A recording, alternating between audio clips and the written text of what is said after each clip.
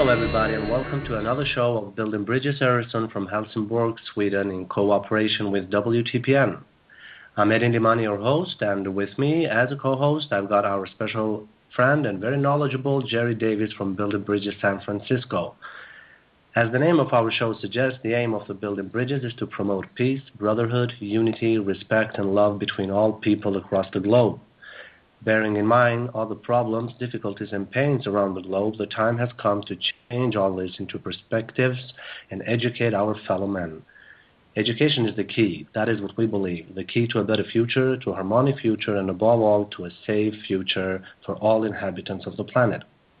Our very special guest tonight is Goddfried, who has been born at the end of the World War II. He studied Catholic theology, history, and political science. He lived in San Francisco for 5 years. He's been doing some spiritual insights into the basic unity of religions. He lived in a Muslim Sufi community in Cairo, Egypt for 1 year, experienced Islam firsthand, found Muslim friends, and then he later encountered spiritual Judaism, found Jewish friends. He became a psychotherapist. He wrote a book, Resurrection Before Death, How to Use Biblical Text in Psychotherapy. 9/11/2001 inspired him to start an interreligious peace initiative focused on the very sensitive issue of the Temple Mount Al-Haram al-Sharif in Jerusalem. Basically, he suggests to the parties involved into conflict to exercise empathy. Empathy is a word we're going to look closer at today. He has traveled to the Holy Land many times, talked to top-level representatives of all three Abrahamic religions. He has talked about his initiative on TV and at many conferences. He's teaching courses about spirituality to therapists and doctors. Very welcome and very, very honored to have you here, Sir Goddfried.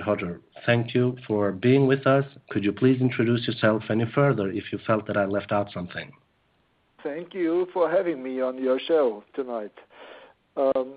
Actually, what you said is enough, I think, and we could start with our subject of tonight. Yes. The subject for tonight will be talking about the interactive dialogue between the three Abrahamic faiths. You have been doing a lot of conferences on that issue. Can you tell us a little bit more and give us some inputs on that? You know, it all started with my spiritual experiences, which showed me the basic unity of religions. Then this was after I studied theology. Yes. And then I checked into Far Eastern religion, Buddhism, Hinduism, and so on. And later I got interested also in mystical Islam. And so I joined a Sufi community in Egypt for a year. And I found it very, very interesting to see that basically what they believed in was the same I believed in. And the same I encountered when I met with Jews who also were into a mystic tradition. Yes. And that got me into this interreligious way of thinking. And but then I became a psychotherapist and had to deal with other things. And it was 9/11 in 2001 which brought me back to the issue of interreligious unity. Great. Do you have anything to add there, Jerry? Before we get real into this, for our listeners, the ideals that Dr. Goddfried goes by, I have to really say I really respect his views because they really fit all over the world. In one of the documents that I have sitting here before me from him, an interreligious vision of peace for Israel and Palestine, I want to read just a little part out of this for the benefit of our listeners so they can understand this a little bit more. Because what it says is something that I have said many times. Because this is after decades of involvement with religions of the Middle East. He said he came to the conviction that political attempts alone will never heal the conflict, because it's at its innermost core, this conflict is not political. It is a conflict of identities which encompass the entire history of peoples along with the accompanying narratives, unless it runs far deeper than any ideology ever could.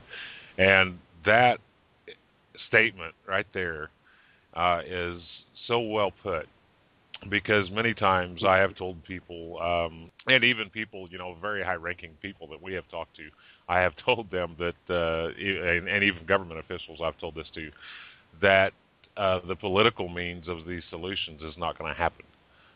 Because for the last 2,000 years, political means have not worked. So I completely, wholeheartedly agree with his outlook that this is so much deeper than a political problem, and that it's going to have to come from the people themselves. I think what is really needed is empathy on both sides. But so far, there is just fighting against each other. And I think what's necessary is that the leaders of both sides, the religious leaders of both sides, introduce something like exercises in empathy for their own members, which is also in accordance with their own teachings on both sides. On the Islamic side, there is a saying in the Quran, Surah 548 it is, Allah, if he would have wanted, he would have made all people one religion, but he created different religions. And what he wanted is to create some kind of competition between them, but a competition in virtue, not a competition in power, a competition in virtue. And once they take this serious, they can get into exercises of empathy. And on the other side, on the side of Judaism, it's exactly the same thing.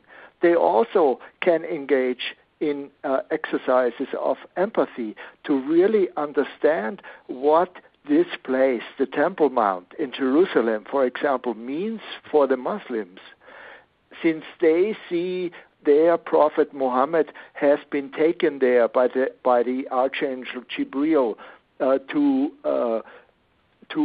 meet later with the other prophets in heaven.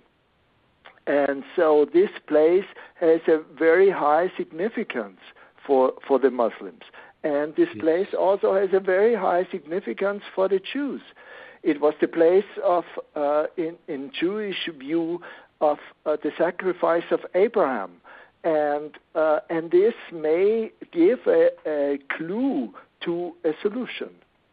You are perfectly right. I totally agree with you. I would like to read just the last paragraph of your document as well, that I found very interesting, just as Jerry did. And this is, I think, a very important message for everybody out there trying to understand better all the monotheistic religions, the three Abrahamic religions. And our friend Goddfried says like this: at present, each one of the Abrahamic traditions is in danger of becoming a narrow, self-centered way, and those who follow these paths are in danger of merely indulging their pain and their pride, blaming the members of other traditions for their own shortcomings.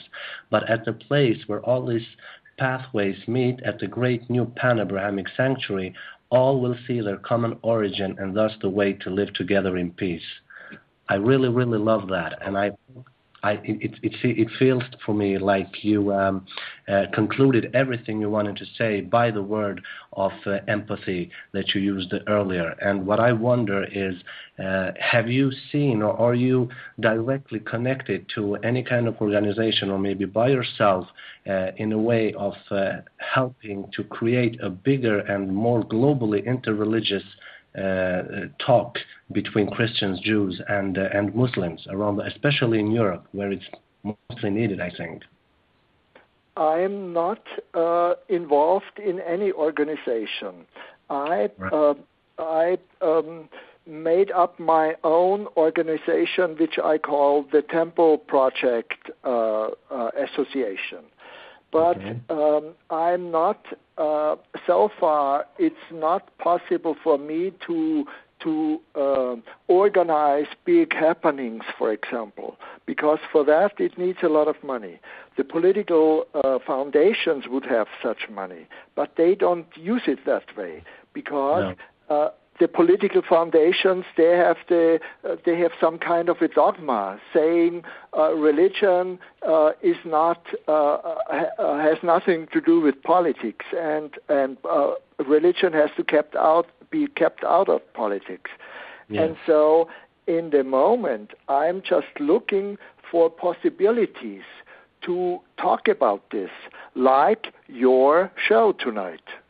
Well, we're very glad that you came on, and I really have a lot of discussions about the very thing of religion and politics, and the way I ended one conversation, and nobody came back at me with anything, I guess, was after about an hour and a half conversation about religion and politics. One guy had chimed in on the conversation that hadn't really been taking part. I know he'd been watching. He made a couple of comments on it. And he just flat said, religion has no place in politics. And what I said, well, yeah, we see where that's gotten us over the last 2,000 years. We're in jolly good shape right now, aren't we? Right, exactly, right. Yes. And especially in this case, it's so obvious that religion plays a part in the conflict, and it could play a part in the solution. And but it is excluded from the solution, and so this is really sad. Yes.